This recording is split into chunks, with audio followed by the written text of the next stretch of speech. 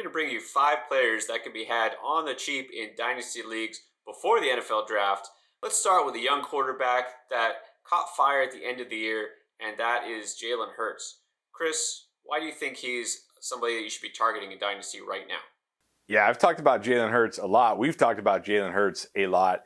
He is a guy that I legitimately think will be viewed as a top 10 Dynasty quarterback after the 2021 season. Fantasy quarterbacks who can get it done with their legs have massive upside. We're talking about Josh Allen, Lamar Jackson, Kyler Murray.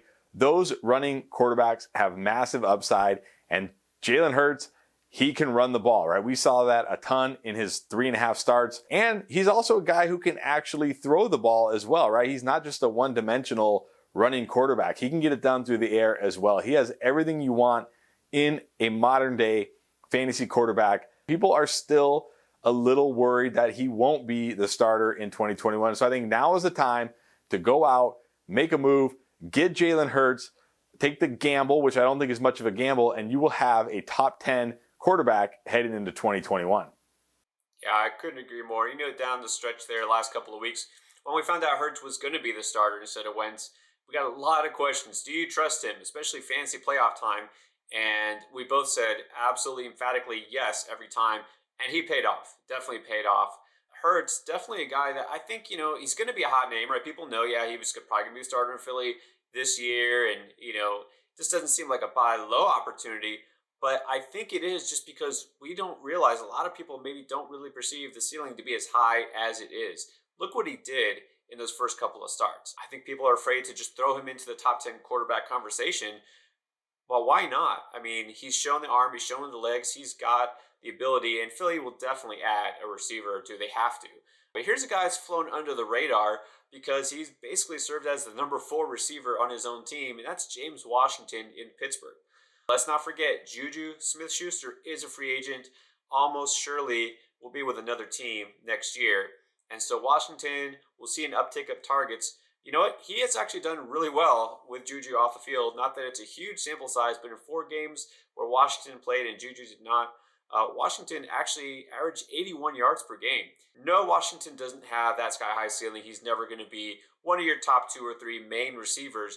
But this is a guy you could really have for almost nothing. I mean, you can offer maybe a 3rd-round pick or, some sort of a 3rd running back in exchange for a guy who could give you that occasional boom. So I really like the idea of scooping up Washington now before his targets kind of see that uptick next year.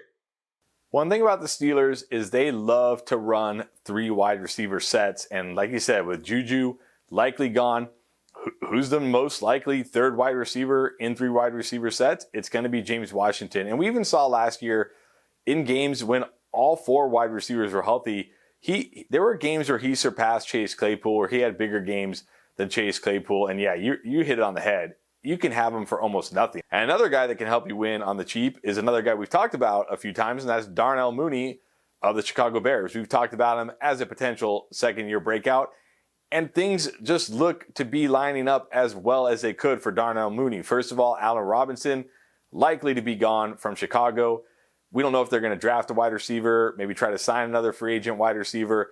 But regardless, Darnell Mooney should have at least an expanded role in 2021 if he's not the number 1 wide receiver there. And we know they're trying to upgrade this quarterback position, right? Whether it's through the draft, whether it's through some other trade, maybe they work out a blockbuster for Deshaun Watson, whatever it might be, they are going to do what they can to upgrade this quarterback position. And considering how well Darnell Mooney played last year with the likes of Mitch Trubisky and Nick Foles, any quarterback upgrade is going to be great for his value. Now, I know he might not be quite under the radar, like to the level of James Washington, but he's still not a guy being viewed, as an every week fantasy viable wide receiver. I still think you can get him pretty cheaply in your dynasty leagues. I would definitely be putting out feelers for him right now while he's kind of under the radar and while he's kind of cheap.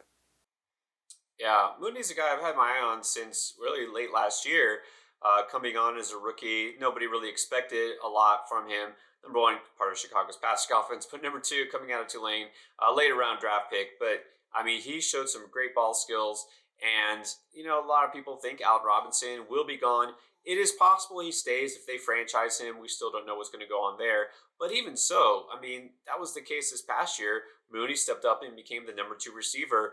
And even with the rotation of Foles and Trubisky, he put up some nice numbers. So this is a guy who's just now coming into his own. Absolutely think this is the time to target him.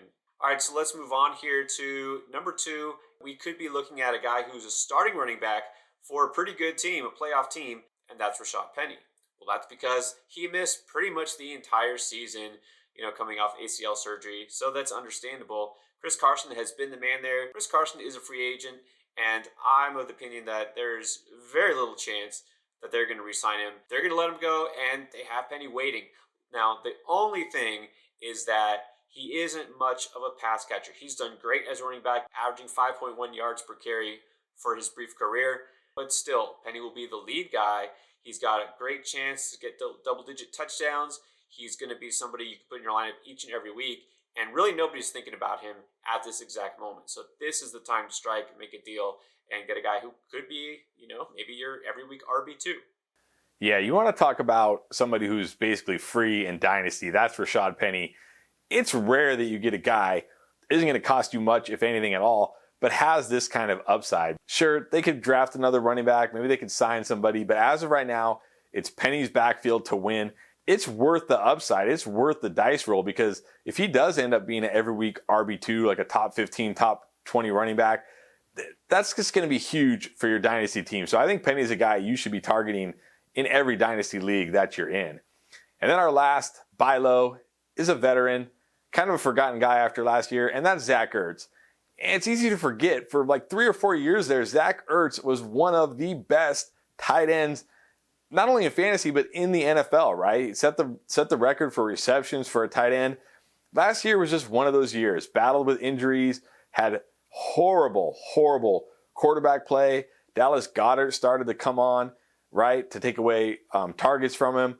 Just everything went against Zach Ertz last year. But I still believe Zach Ertz has more in him. He's only going to be 30 years old as we enter the 2021 season. For a tight end, that is still young, right? We see tight ends play at a high level into their mid-30s.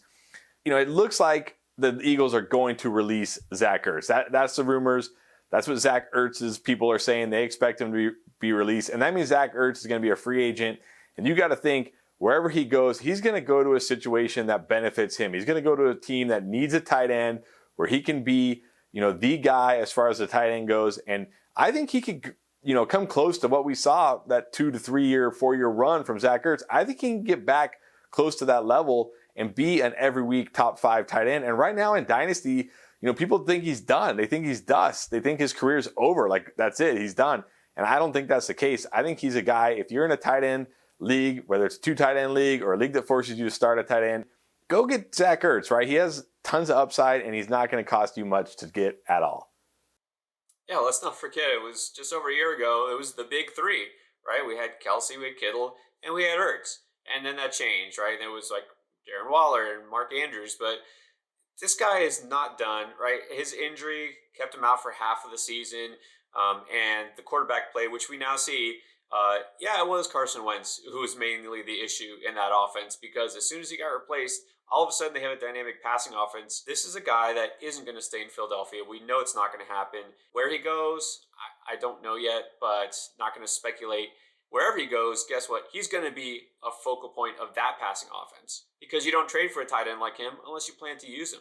So there's a lot of potential here for him to, at the very least, continue to be a top 10 tight end. All of these guys that we've talked about right now, this is the time to go out and be proactive in Dynasty. You can't just sit back and hope that things fall to you, because that's not the way it works. So go out and see what you can get. Throw out an offer. See if you can get one, if not all of these guys on your team, and you won't regret it.